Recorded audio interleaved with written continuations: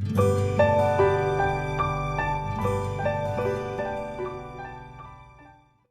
friends, welcome to our English class.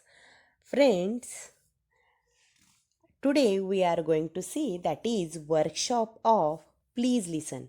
आपण जी poem बघितली आहे म्हणजेच कोणती 2.4 please listen, he 2.4 please listen he poem आपण बघून झालेली आहे. त्या पोएमचा आज आपण वर्कशॉप बघणार आहोत आणि त्या वर्कशॉपमधले क्वेश्चन नंबर 3rd, 4th आणि 5th हे क्वेश्चन या ठिकाणी बघणार आहोत, कारण that is very important as like that is related to a writing skill. हे जे काही क्वेश्चन आहे ते रायटिंग स्किल्ससाठी खूप उपयोगी आहे, म्हणून ते क्वेश्चन आपण आज या ठिकाणी बघणार आहोत. तर आपण आपल्या ह्या प्रश्नाला आत्ता सुरुवात करूया. या ठिकाणी तुम्ही बघू शकतात question number 3 is given here. Use the following charts to prepare a meaningful dialogues. Use your ideas to fill in the blanks. आता या ठिकाणी तुम्हाला काय करायचं आहे, या खाली ए जो पहिला पार्ट आहे किंवा ए क्वेश्चन आहे त्याच्यामध्ये कॅपिटल ए आणि कॅपिटल बी म्हणजे ॲज अ कन्व्हर्सेशनमध्ये इमॅजिनरी असे ए आणि बी हे कन्व्हर्सेशनमध्ये असलेले एखादे कॅरेक्टर घेतलेले आहे. तुम्हाला स्वतःला त्या ठिकाणी इमॅजिन करायचं आणि ते डायलॉग्स पूर्ण करायचे. ब्लँक्स काय की फिल इन द ब्लँक्स दिलेला आहे त्या तुम्हाला पूर्ण करायच्या आहे. आता या ठिकाणी आपण आधी बी जो क्वेश्चन आहे तो सुरुवातीला घेणार आहोत बी, आणि देन आफ्टर आपण एक प्रश्न बघणार आहोत, एक क्वेश्चन बघणार आहोत. पहिला बी मध्ये जे काही डायलॉग्स दिले ते आपण या ठिकाणी बघूया. B, what is the A said. A काय म्हणतोय बघा. I had an argument with my dash dash today. आता या ठिकाणी तुम्ही काही लिहू शकतात. तुमचे आर्ग्युमेंट कोणाकोणाशी झाले किंवा कोणाकोणाशी होते याचं नाव तुम्ही या ठिकाणी लिहू शकतात. Most of the better way काय आपण लिहूया, I had an argument with my younger sister. जी काही माझी यंगर सिस्टर आहे तिच्याशी माझे काय झाले, आर्ग्युमेंट झाले. आता I had an argument with my younger sister today. टुडेचा उच्चार या ठिकाणी दिलेला आपल्याला फिल इन द ब्लँक सारखे लिहायचे, पण तुम्ही डायलॉग्स कसे लिहू शकतात आपल्याला यातून काय होतं, चांगल्या पद्धतीने प्रॅक्टिस करता येऊ शकते. आता तुम्ही जर बघाल तर या 2 रिप्लाय दिलेले, इकडे एक बी एचा ज्यावेळेस प्रश्न विचारल्यानंतर बीचा हा एक रिप्लाय आणि बीचा हा एक रिप्लाय. तर आपण आधी लेफ्ट हँड साईडचे जे काही रिप्लाय आहे ते बघूया. Sir, I had an argument with my younger sister today. त्यावेळेस बी काय म्हणतो, ओ व्हॉट अबाउट. अरे बापरे, कशावरून झाले. तर मग ए पुन्हा म्हणतोय द युजल, नेहमीचंच. I wanted to go to the market. मला कुठं जायचं होतं, मार्केटमध्ये जायचं होतं. आणि दॅट टाईम अँड शी म्हणजे younger sister, she also wanted to come with me. आणि तिलासुद्धा माझ्याबरोबर यायचं होतं मार्केटमध्ये, म्हणून झाले आमची आर्ग्युमेंट, आमची झाली भांडणं. त्याच्यानंतर बी काय म्हणतो, why don't you talk her very calmly. तू तिच्याशी शांतपणे, कामली CALMLY, कामली म्हणजे काय, शांतपणे तू तिच्याशी का नाही बोलत. मग त्याच्यानंतर एचा काय रिप्लाय ए काय म्हणतोय बघा, I tried but it doesn't help. मी प्रयत्न केला पण त्याचा काही उपयोगच झाला नाही. म्हणजे शांतपणे बोलायचा प्रयत्न केला पण नाही, तरी पण तिला माझ्या बरोबरच यायचं आहे मार्केटमध्ये.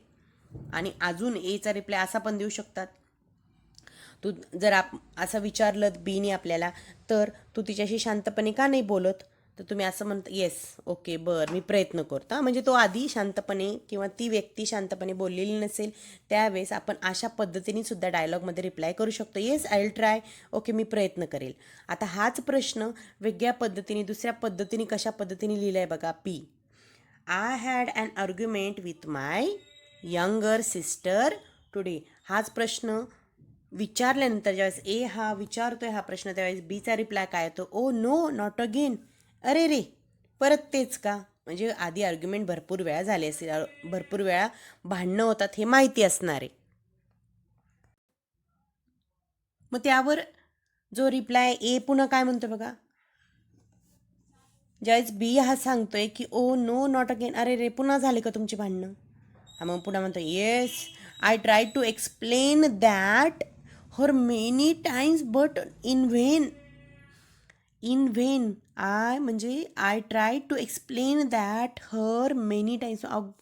अरे बापरे, मी तिला खूप वेळा सांगायचा प्रयत्न केला, पण बट इन व्हेन, सगळं व्यर्थ होतं, काय उपयोग झाला नाही.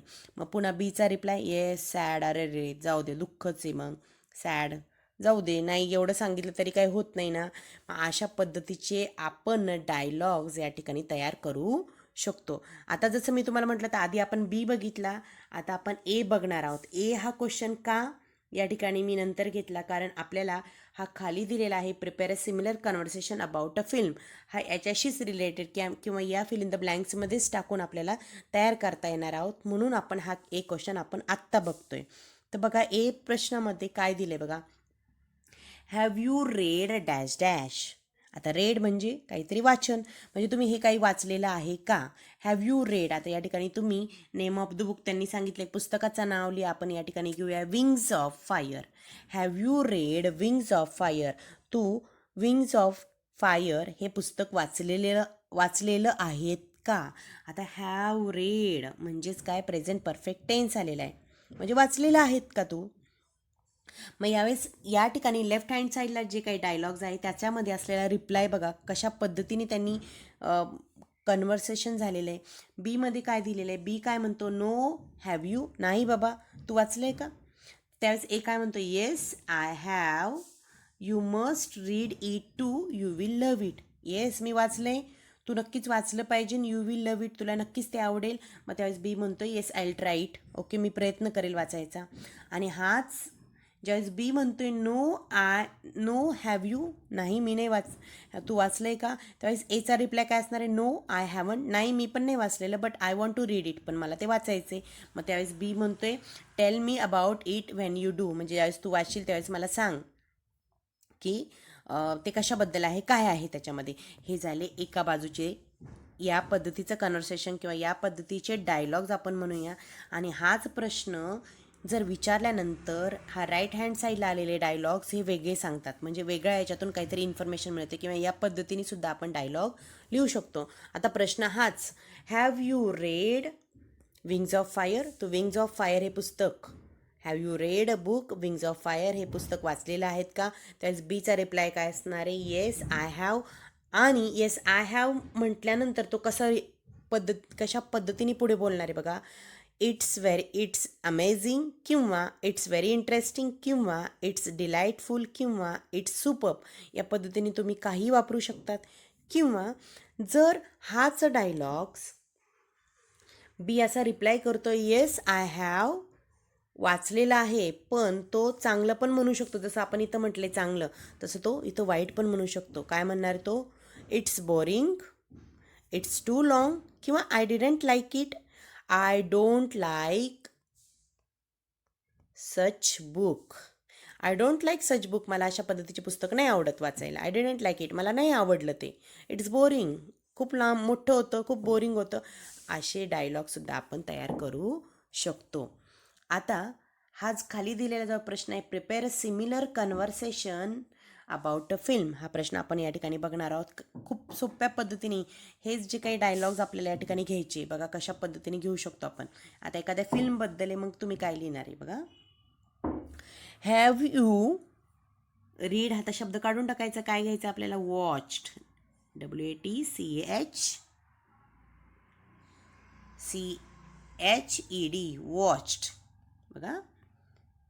हॅव यू रीड काढायचा आहे, या ठिकाणी घ्यायचं आहे watch, WATCHED. Have you watched एखाद्या कोणत्याही पिक्चरचं नाव या ठिकाणी टाका, म्हणजे आपण या ठिकाणी घेऊया मिशन मंगल, हा एक पिक्चर आपण या ठिकाणी घेऊया. Have you watched mission Mangal film, जे काय मिशन मंगल आहे ती फिल्म तू पाहिलेली आहेस का. किंवा या ठिकाणी आपण वेगळं घेऊया, 3 इडियट घेऊया. हॅव यू वॉच्ड 3 इडियट्स, ही जी काही फिल्म आहे तू पाहिलेली आहेस का. तर रिप्लाय कशा पद्धतीने असणार आहे बघा, बी एका साईडने काय म्हणणार आहे तो, नो हॅव यू, नाही पाहिलेली मी, तू पाहिली का. मग एचा reply, yes I have, you must watched it too watch it, not watch, WATCH only, ED नाही, you must watch it too, you will love it. तू नक्कीच पाहिली पाहिजे, तुला नक्कीच ती आवडेल. मग बीचा reply yes I will try to watch. मी नक्कीच तो बघण्याचा प्रयत्न करेल. आणि हाच प्रश्न या पद्धतीने एचा रिप्लाय वेगळा असणार आहे. नो आय हॅवंट, मी ती पाहिलेली नाही आहे. But I want to watch it, पण मला ती बघायची आहे. 3 इडियट किंवा मिशन मंगल. देन बीचा रिप्लाय काय असणार आहे, tell me about it when you do. Okay, मला ती नक्कीच सांग, ज्यावेळेस तू ती बघशील त्यावेळेस तू मला सांग. आता हेच डायलॉग कशा पद्धतीने आपण लिहू शकतो बघा. Have you watch Mission Mangal film. मग या ठिकाणी बीचा रिप्लाय येस आय हॅव, मी पाहिलेली आहे. मग तो काय म्हणणार आहे, it's amazing, it's very interesting, it's very delightful, it's very super. या पद्धतीने म्हणू शकतो. किंवा निगेटिव्ह असलं तर it's boring, yes I have, मी पाहिली आहे पण इट्स बोरिंग, खूप बोरिंग आहे. It's too long, I didn't like it, I don't like such movies. आता बुक्स आहे तर बुक्स आपल्याला वापरायचं नाही या ठिकाणी. I don't like such movies, such films, मला अशा पद्धतीचे फिल्म्स बघायला आवडत नाही. तर हे झाला आपला prepare a similar conversation about a film. या फिल्मविषयी आपण हे कन्व्हर्सेशन जे तयार केले त्याबद्दल आहे. आता आपण यानंतर बघणार आहोत क्वेश्चन नंबर 4. या ठिकाणी क्वेश्चन नंबर जो काही 4 आहे बघा, maintain a diary at least for a week. Write about your interaction with other people in your surroundings in 3 to 4 lines. Also write whether you find the interaction happy, unhappy, satisfactory, unsatisfactory, enjoyable, stressful, etc. आता maintain a diary, तुम्हाला एक diary लिहायची आहे at least for a week. Write your interaction, जे काही तुमच्या surroundings आजूबाजूला जी काही लोकं असतात त्यांच्याविषयी किंवा त्यांच्याबरोबर तुमचं काय इंटरॅक्शन होतं, तुमचं काय बोलणं होतं, मग ते बोलणं. Write whether you find a interaction, ते इंटरॅक्शन हॅप्पी आहे का, आनंदी आहे का, अनहॅप्पी दुःखी आहे का, सॅटिस्फॅक्टरी अनसॅटिस्फॅक्टरी म्हणजे समाधानकारक किंवा असमाधानकारक, एन्जॉयबल त्याच्यातून मजा येते किंवा स्ट्रेस तणाव होतो, आपल्याला ताण येतो. असे जे काही डायलॉग्स आहेत तुम्हाला त्या डायरीमध्ये काय करायचे, लिहून काढायचे. हे तुमचं इंडिव्हिज्युअल, तुमचं स्वतःचं पर्सनल हे स्वतःची डायरी असली पाहिजे, असा हा प्रश्न आहे. या ठिकाणी तुम्हाला तो ॲज अ प्रोजेक्ट म्हणून तो करायला लावलेला आहे. See the 5th question. In the 5th question, that is given a write an informal letter from a teenager to his or her parent expressing a few thoughts from the poem. आता ही जी काही poem आहे, please लिसन. आपण पाहिलीच poem. या पोएममध्ये काय दिले, तो जो काही नॅरेटर आहे, तो जो काही मुलगा आहे, टीनेजर बॉय, तो आपल्या आईवडिलांना म्हणते की प्लीज मला ऐकून घ्या, मी काय सांगतो तर मला समजून घ्या, माझ्या फिलिंग्स, माझ्या मनात काय चाललंय हे तुम्ही किमान ऐका, समजून घ्या, हे सांगण्याचा प्रयत्न करतोय. आणि याच पद्धतीने तुम्हाला एक असं इमॅजिन करायचं आहे की तुम्ही टीनेजर आहात आणि तुम्ही तुमच्या आईवडिलांना, या ठिकाणी आपल्याला काय लिहायचं आहे, एक इन्फॉर्मल लेटर, एक पत्र लिहायचं आहे. आणि या पोएममध्ये जे काही आलेलं आहे ते पोएमशी रिलेटेड तुम्हाला त्या ठिकाणी लिहायचं आहे. मग सुरुवात कशी करणार आहे तुम्ही, that is my dear or dearest, hi, are you surprise to see this letter, I wanted talk to you about these, but then I thought I will be able to express myself better in a letter. Love, yours lovingly, or yours, काही पण या पद्धतीने लिहू शकतात तुम्ही. या ठिकाणी त्यांनी दिलंय कशा पद्धतीने तुम्हाला लेटर लिहायचे. तर चला तर मित्रांनो, आपण ते लेटर बघूया. सुरुवात करूया आपल्या त्या लेटरला. इन्फॉर्मल लेटर, या ठिकाणी मी सब्जेक्ट दिला आहे teenagers request to the parents, म्हणजे तो एक प्रकारे विनंती करतोय आपल्या आईवडिलांना. तर ते लेटर आपण आता बघूया. या ठिकाणी दिले बघा, write an informal letter from a teenager to his her parent expressing a few thoughts from the poem. मग आपण या ठिकाणी आधी बघितलं होतं हे सगळं ज्यावेळेस मी प्रश्न वाचून दाखवला त्यावेळेस. आता डिरेक्टली आपण आपल्या लेटरला सुरुवात करूया. आता या ठिकाणी तुम्ही स्टार्ट कशा पद्धतीने करणार आहे बघा. XYZ जो काही आहे तुमचा हा ॲड्रेस आहे, Ram Niwas, green park, MG road, Pune 41, 22 October 2020. आता जर तुम्ही बघितलं तर मोस्ट ऑफ मुलं काय करतात, ऑक्टोबरचा उच्चार ऑक्टोंबर असा करतात आणि लिहिताना पण मग त्या ठिकाणी यम लिहिला जातो, पण हे चुकीचं आहे. या ठिकाणी ऑक्टोबर व्यवस्थित तुम्हाला हा लेटरचा जो काही ॲड्रेस आहे तो तुम्हाला या ठिकाणी व्यवस्थितपणे लिहायला लागतो.